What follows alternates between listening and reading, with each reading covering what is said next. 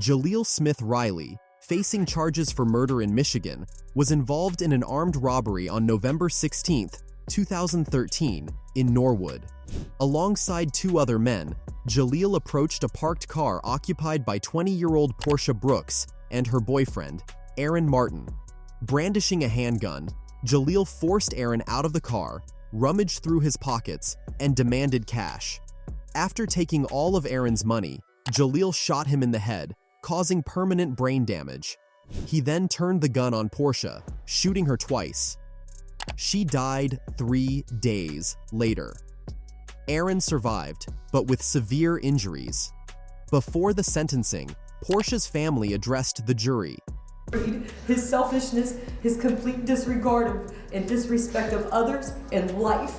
This is what I have left. I talk to her, I kiss her, I hold her. But as you can see, I get nothing back except the reality that she is gone. I have to deal with life without Portia, so he should deal with life without parole. Her mother, Sharon Brooks, brought a box containing her daughter's ashes, expressing how Jaleel's actions had devastated her life. Portia's sister, Tia Marie Brooks, emotionally requested the maximum sentence for Jaleel.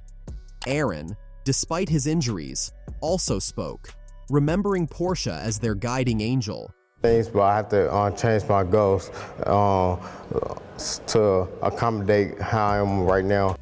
Jaleel's reaction to his sentence was dramatic. Despite pleading guilty to aggravated murder and attempted murder, he tried to withdraw his plea, causing shock and frustration among the victims' families and his attorneys. Sorry. Go back and win. I'm so sorry. This is what I come. Ultimately, Judge Charles Kubicki sentenced Jaleel to life in prison without parole, alongside an additional 11 years for attempted murder. T.J. Lane, a convicted American murderer, gained notoriety for a horrific crime at Chardon High School in Ohio on February 27, 2012. Lane entered the school and opened fire in the cafeteria, killing 3 students and severely injuring 3 others. Saw a kid holding a gun, pointing it towards a group of kids, and getting ready to press the trigger. I looked up, and he shot 2 more, and it hit a group. It hit a kid, and he fell, and another kid. His lack of remorse during the trial was shocking. Lane wore a t-shirt with "Killer" written on it, and gave the middle finger to the victims' families. Judge David Fury described Lane's actions as heinous and senseless, sentencing him to 3 life terms without parole. Lane's emotionless reaction likened him to a psychopath. Understanding you're pleading guilty. You want to plead guilty to the 3 aggravated murder charges with the firearm specifications. Yes, Your Honor. Ryan Stone's crime spree, involving kidnapping and assault, was broadcasted live. Stone hijacked a car with a 4-year-old boy inside, leading police on a dangerous chase.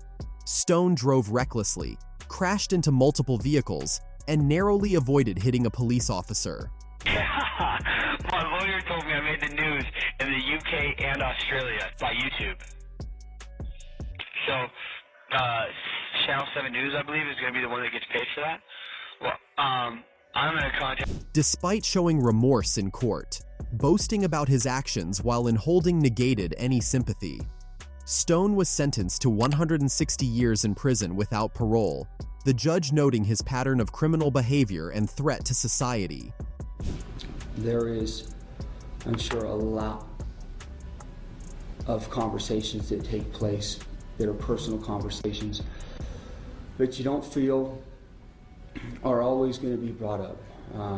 I had filthy language in there. If I knew that, I wasn't in comfort of a A and B conversation, that they were going to be brought up. Seth Welch and Tatiana Fusari faced charges for the first-degree murder of their 10-month-old daughter, Mary, who died from malnutrition and dehydration. The couple, distrustful of the medical system for religious reasons, refused to seek help for Mary.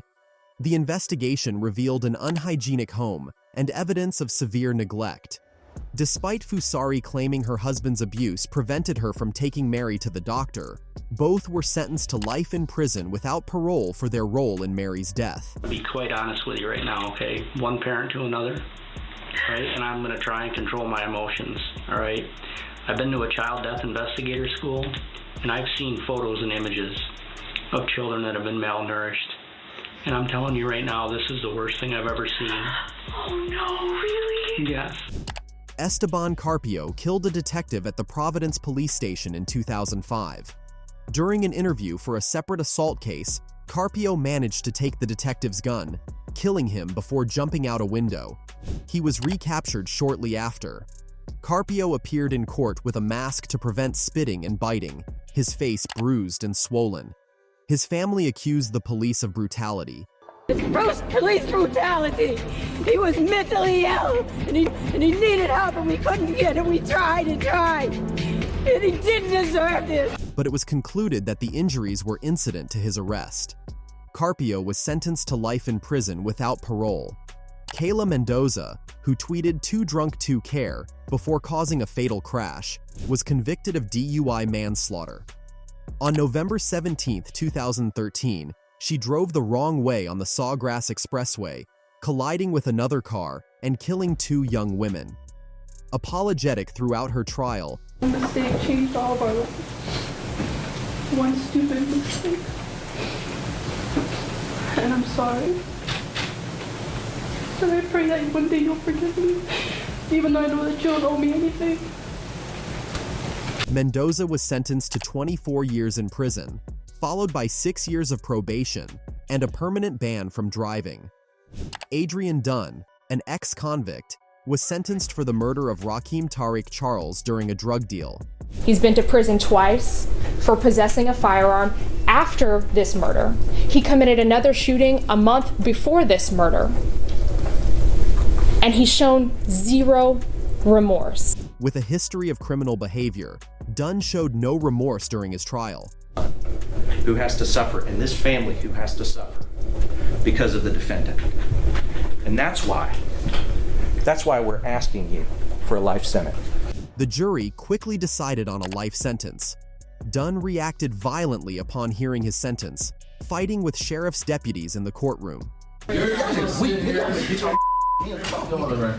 Ellis Nelson Ortiz Nieves was convicted of the murder of his girlfriend's 4-year-old son, Giovanni Mejias. The boy died from internal bleeding caused by severe abuse.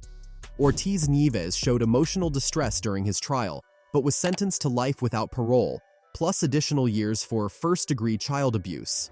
It's out on this poor little child. There was evidence of that from the pictures. The bruises, some of the bruises were in the shape of a belt buckle. Man, I ain't gonna let you sit here and say no crazy shit about me, man. No, man, because he's saying shit he don't even know, man. Sir, the testimony showed that you put this child and other child in.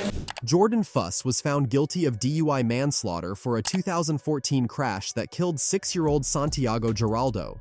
Fuss, heavily intoxicated at the time, had shown remorse and contemplated suicide after the crash. Sorry. I wish it was me. He did not deserve it. I did. Just take my son's life. He took mine too. Imposes the lowest permissible prison sentence allowable by Florida's. I love you guys so much. I love you. Despite his apologies, the judge sentenced him to 14 years in prison, highlighting the gravity of his actions.